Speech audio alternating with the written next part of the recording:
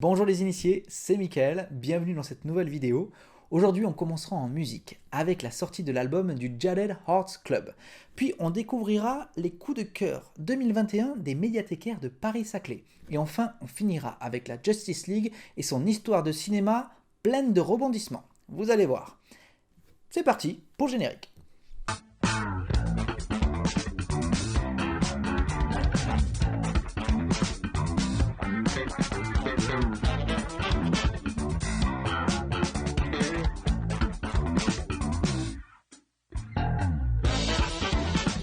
Et on commence donc avec la sortie de l'album live du Jaded Hearts Club. Un groupe de reprises parfait pour votre mariage ou votre anniversaire, enfin, si vous en avez les moyens. Et oui, ici c'est Matthew Bellamy de Muse à la basse. À la guitare, on retrouve Graham Coxon du groupe Blur, et Nick Sester de Jet et Miles Kane de The Last Shadow Puppets assurent tous les deux les vocalises. Cette bande de rockers superstars se sont rassemblés comme des Avengers et ont décidé de reprendre des standards des années 60. De Hailey Brothers à Chris Clark en passant par The Sonics, ce cocktail explosif donne le live at the 100 Club. C'est un album qui donne vraiment la pêche et que l'on vous recommande. Ça sort ce mois-ci.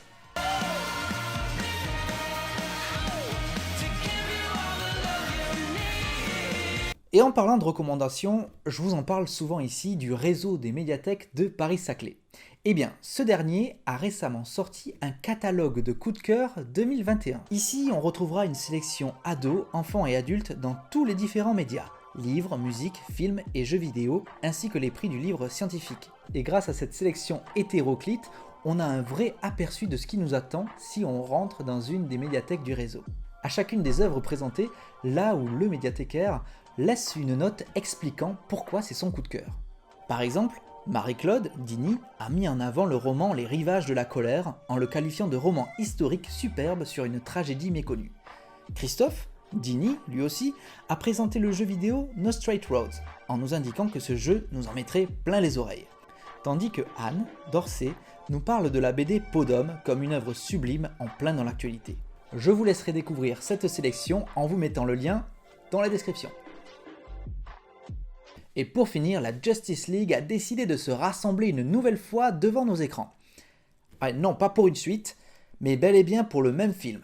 Enfin, pas tout à fait le même film. C'est compliqué, je vous explique. En 2017 sortait sur les écrans le film Justice League qui voyait se rassembler pour la première fois les super-héros Batman, Superman, Wonder Woman, Flash et Aquaman au cinéma. Et disons que le film a laissé les spectateurs sur leur faim, et c'est le moins que l'on puisse dire. En effet, les studios Warner Bros, voulant surfer sur la vague super-héroïque au cinéma, avaient lancé les super-héros de son catalogue dans un univers interconnecté sur les écrans en 2013. C'était bien parti, avec Superman, Wonder Woman, Batman, et tout laissait croire que le rassemblement devait bien se dérouler. Sauf que le réalisateur, Zack Snyder, chargé du projet, a dû quitter le navire suite à des problèmes familiaux, laissant la Justice League sans capitaine. Les studios ont donc tenté de remonter la barre pour finir le travail en engageant Joss Whedon, le réalisateur à succès des deux premiers Avengers. Sauf qu'au lieu de continuer dans sa lancée, le film est tout chamboulé, parce que le réalisateur et les studios tentent d'imposer leur vision en dénaturant complètement le produit initial.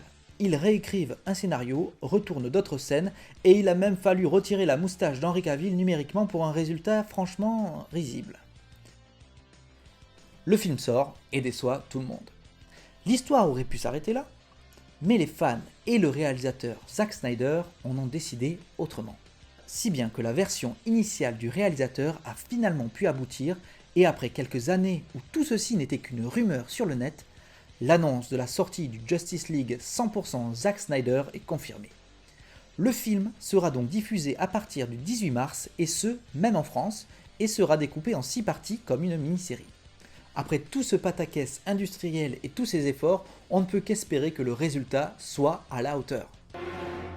Batman. Saviez-vous que la rangée 13 n'existait pas dans la plupart des avions ?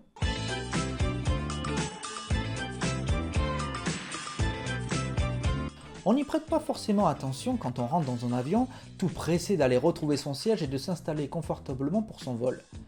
Pourtant, certaines compagnies aériennes ont décidé de supprimer purement et simplement la rangée 13 de leur appareil.